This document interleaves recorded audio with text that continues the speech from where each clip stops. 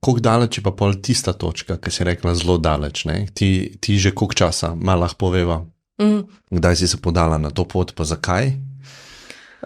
Ja, v bistvu jaz nekako že od malega me je zanimala meditacija, pa neka ta čist filozofska vprašanja, odkot prihajamo, kam gremo, kakšen je smisel življenja in tako, ne.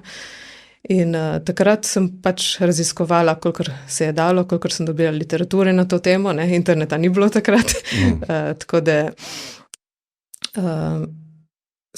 vse možne informacije, kar sem dobila o različnih kontemplativnih tradicijah in tako naprej. In potem sem pred starosti 23 let sem šla prvič v Indijo in tam sem srečala mojega učitelja in potem sem se posvetila študiju, praksi, meditacije, tudi sem se naučila tibetanskega jezika. Aha, takoj si šla takoj si to vejo našla.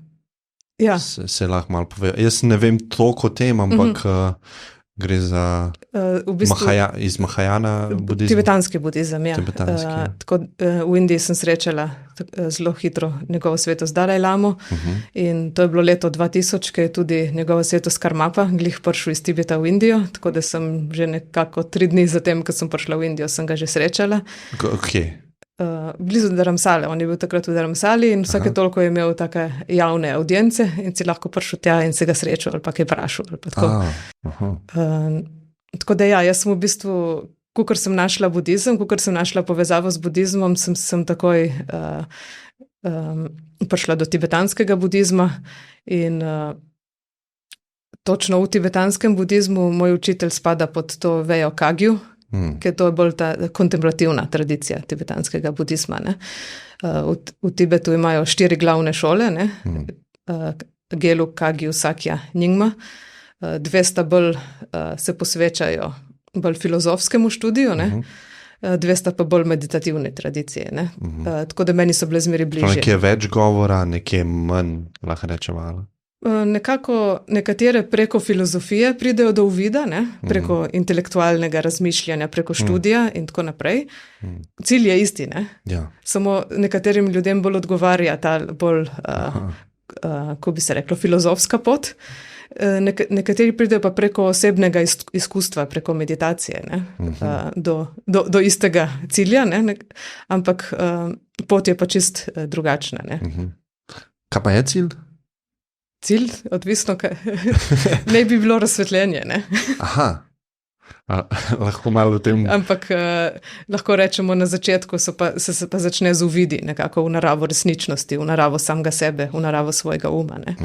Tako da v bistvu v budizmu se znanje, lahko to malček umaknem? Ja, seveda. Se bo slišala, se zmeri, ne? Ja. Znanje ima 3 stopnje.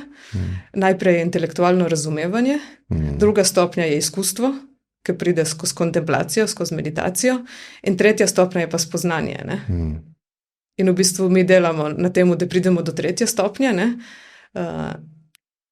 In ta izkustva, ki pridejo preko kontemplacije, so nekakšni uvidi, ne? Nekakšni upogledi, kratkotrajni upogledi v to, kakšna je narava našega uma, ne?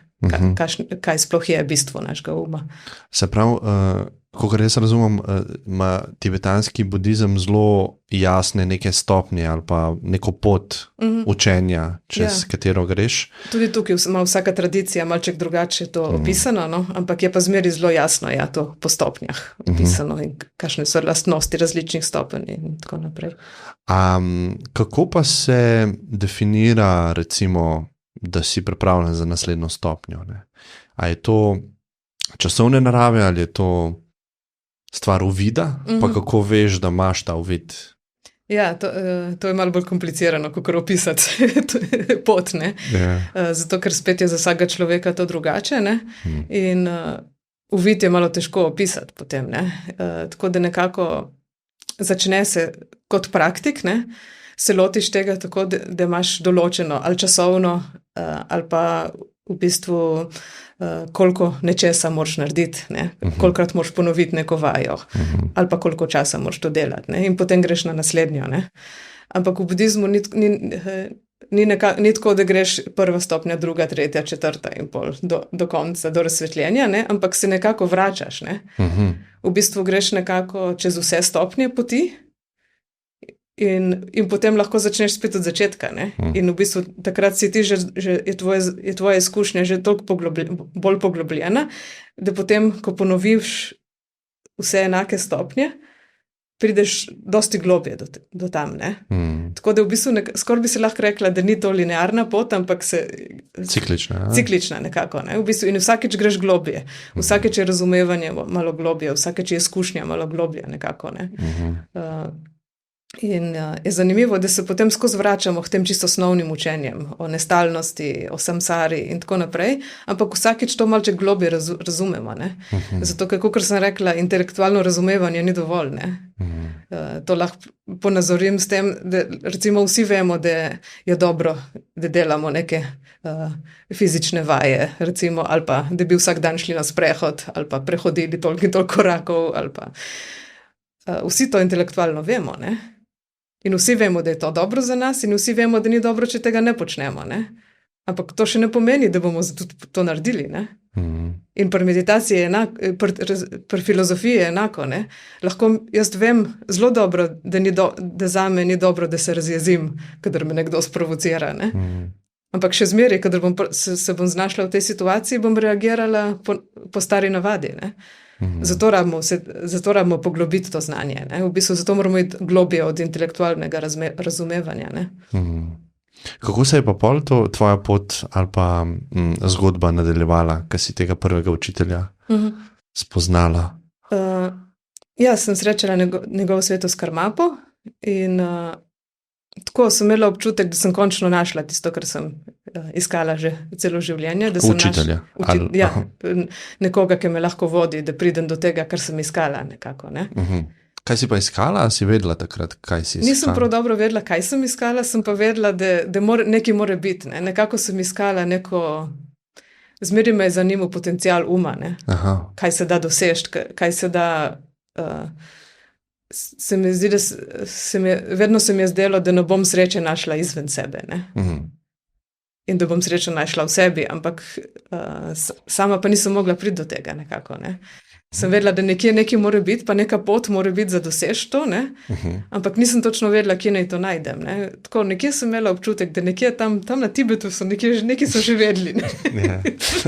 Tako, delali so na tem, ja. Delali so na tem, ne? Oni so tisočletja posvetili samo temu. Mi smo precej naven delali, Evropejci, ne? Ja.